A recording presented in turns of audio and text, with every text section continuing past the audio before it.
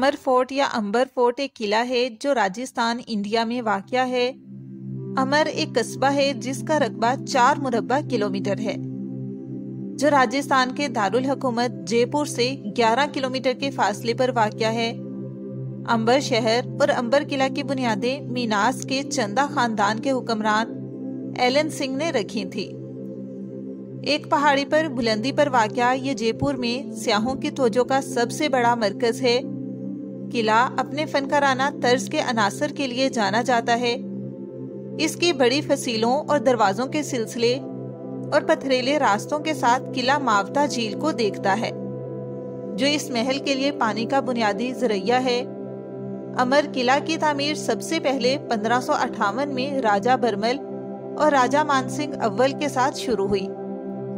ये किला 3 बादशाहों की मुसलसल कोशिशों के बाद 2 सदियों के अरसे में मुकम्मल हुआ। आखिरकार राजा स्वाई जय सिंह के हाथों 1727 में खत्म हुआ। अमर किला को शाही खानदान की नई रहायशगाह के तौर पर नामजद किया गया था, जैसा कि पुराने किला जयगढ़ के क्याम के बरखिलाफ था। ताहम अमर और जयगढ़ दोनों किलों को अक्सर एक ही एस्टेब्लिशमेंट समझा जाता था, क्योंकि इनके दरमियान गुजरने वाले मुश्तरका रास्ते हैं। जंग के वक्त शाही खानदान के साथ साथ उनके साथियों के लिए जयगढ़ किला एक एहतिकाफ था। जयगढ़ किला को कदीमी महल या पुराना महल के नाम से भी जाना जाता था। अंबर को पहले धुंधर के नाम से जाना जाता था और ये मीना कबीले की दारुल हुकूमत रहा था। कचवाहा हुक्मरानों ने इसे मीनों से छीन लिया और 1600 की दहाई में अमर किला की तामीर शुरू की। अंबर नाम के लिए अब तक मुतअद्दद तशबीहात फराहम की गई हैं। मुतअद्दद कहानियों में इसका नाम अंबिकेश्वर के नाम पर रखा गया है, जो कि भगवान शिव का लक़ब है, जिसकी अलामती नुमाइंदगी लिंगा अंबर के बीच में एक झील में रखी गई थी। 16वीं और 17वीं सदी के जीन नोश्ताजात में देवी अंबावती के नाम से इस नाम के उखज़ होने की बात की गई है। एक और कहानी का दावा है कि ये नाम अंबा से माखूज था, जो आलमगीरी माँ है।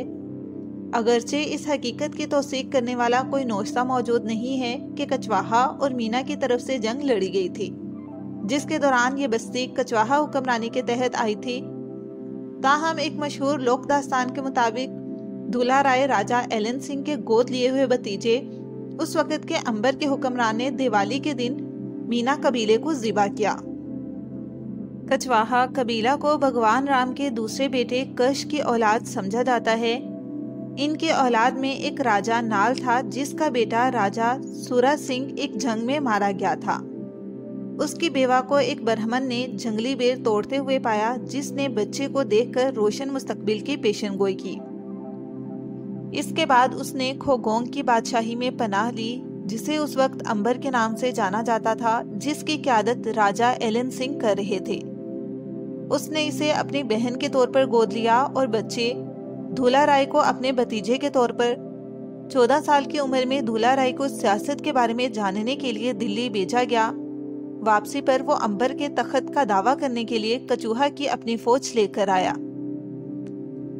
पितरा तर्पण नामी रस्म के मुताबिक मैनों को अपने हथियार एक तरफ रखना पड़े और इस मौका से फायदा उठाते हुए इन पर हमला किया गया और अंबर की बस्ती कचूहा के हुक्मरान के कब्जे में आ गई। किला की तामीर सबसे पहले 967 ईस्वी में मीना खानदान के राजा मानसिंह अव्वल के साथ शुरू हुई। ताहम 16वीं सदी में नई तामीर शुरू होने से पहले मीनों की तामीर करदा तकरीबन तमाम इमारतें मुनहदम हो गईं। किला सुरख रेत के पत्थर और सफ़ेद संगे मरमर से तामीर किया गया था, जो मुगलों के असर व रसूख के साथ हिंदू अनासर के इम्तजाज की नुमाइंदगी करता है। इस इम्तजाज की एक और बज़ाहिर मिसाल दीवार के नक्शों पर देखी जा सकती है, जिसमें भगवान की जिंदगी की तस्वीर और रामायण की तस्वीर के साथ मुगल फूलों के नक्श भी शामिल हैं। किला को 4 सतहों में तकसीम किया गया है, हर एक का अपना सेहन है। सूरज के दरवाजे या सूरज पूल का नाम इसकी पोजीशनिंग की वजह से रखा गया था। गेटवे का रुख मशरिक की तरफ है और इसलिए सुबह तुलुए आफ्ताब का मुशाहिदा करता है। सूरज पूल से अंदर दाखिल होते हुए जलेब चौक पहुंचता है। जंग के बाद हुक्मरान फौजियों के साथ अपने जुलूस के साथ यहाँ से दाखिल हुए। یہ صحن تھا جہاں سپاہیوں نے فوج کے کمانڈر، جسے فوج بخش کے نام سے جانا جاتا تھا، اپنی فتح کا جشن منایا۔ خواتین کھڑکیوں سے جشن کا نظارہ کرتی تھیں، جنہیں جاروکس کہا جاتا تھا۔ جلیب چوک کے دائیں طرف سیلا دیوی کا مندر ہے۔ مندر میں سنگ مرمر کے پیچیدہ نقش و نگار کے ساتھ ایک ڈبل دروازے کے داخلی دروازے ہیں جو چاندی سے ڈھکے ہوئے ہیں۔ مندر کے اندر موجود بت کو جیسور، بنگال کے حکمران راجہ مان سنگھ نے 1604 میں ان کی شکست کے بعد پیش کیا تھا۔ پہلے صحن سے ایک سیڑھی دوسرے صحن کی طرف جاتی ہے، جس میں بالترتیب دیوان عام اور دیوان خاص یعنی ایوان عامہ اور ایوان اعلیٰ تھے۔ ایک اٹھائے ہوئے پلیٹ فارم پر 27 یکساں طور پر منقسم کالم تھے، جن میں ہر ستون کے اوپر ہاتھی کی شکل کا نقش تھا۔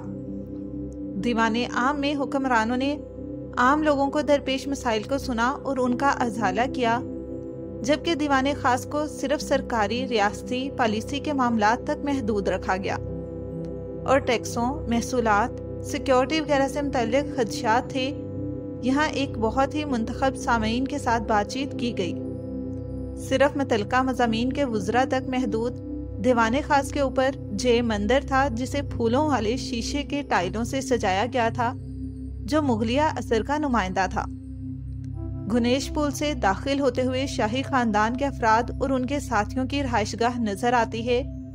دیواریں موزیک اور کندہ شدہ مجسموں سے ڈھکی ہوئی ہیں۔ اس صحن میں مشہور شیش محل ہے، جسے راجہ مان سنگھ نے 1727 میں بنایا تھا۔ یہاں فتوحات اور تہوار منائے جاتے تھے۔ راجہ مان سنگھ اول کا محل بھی تیسرے صحن میں واقع ہے اور دربار کا قدیم ترین ڈھانچہ ہے۔ یہ 1599 میں مکمل ہوا تھا اور اسے مکمل ہونے میں 25 سال لگے تھے۔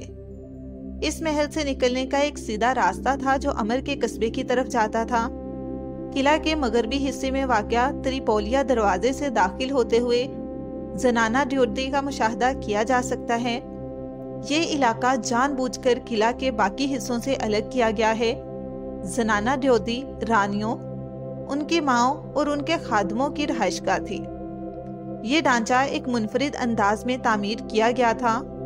قلعہ میں شلپا شاستر اور مغل اثر سے ہندو عناصر کا ایک انوکھا امتزاج تھا۔ یہ اس حقیقت سے ظاہر ہوتا ہے کہ جہاں گنیش پول نے تفصیلی پینٹنگز بنائی تھیں، وہیں دوسری طرف شیش محل مغلوں کے فن تعمیر کے ٹکڑوں جیسے جھارو خاص اور جالیوں کی موافقت تھا، جو کہ مان سنگھ کے محل کا باغ تھا۔ چہار باغ وغیرہ سے مشابہت رکھتے ہوئے یہ کبھی کبھی سیاسی اتحاد کی علامت کے طور پر دیکھے جاتے ہیں۔ آج امبر فورٹ کو راجستھان کے سیاحتی مقامات میں سے ایک کے طور پر درجہ دیا جاتا ہے اور اسے 2013 میں یونیسکو کے عالمی ثقافتی ورثے کی فہرست میں شامل کیا گیا تھا۔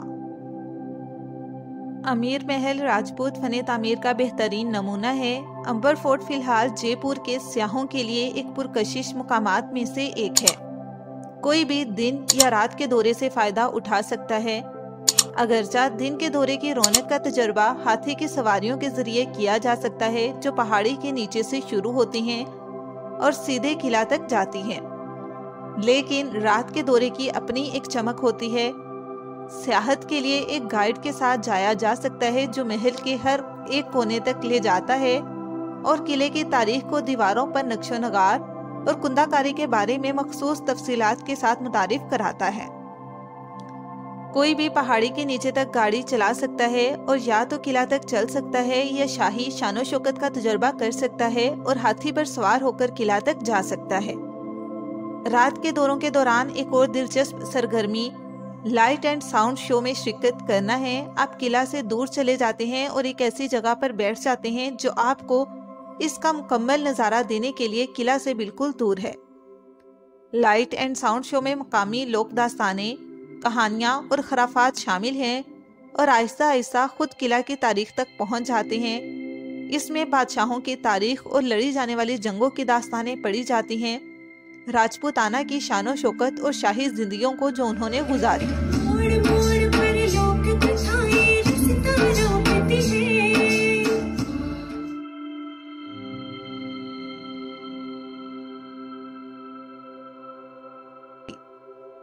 تو ناظرین، یہ تھی امبر قلعہ کی مکمل تاریخی اور جغرافیائی معلومات۔ امید کرتی ہوں کہ یہ ویڈیو آپ کے لیے بہت زیادہ معلوماتی رہی ہوگی۔ تو اگر آپ کو ہماری دیگر ویڈیوز کی طرح یہ ویڈیو بھی پسند آئی ہے تو اس ویڈیو کو لائک کر دیں، اور مزید ایسے ہی ویڈیوز کو دیکھنے کے لیے ہمارے چینل سب کانٹیننٹ کو سبسکرائب کر دیں۔ شکریہ۔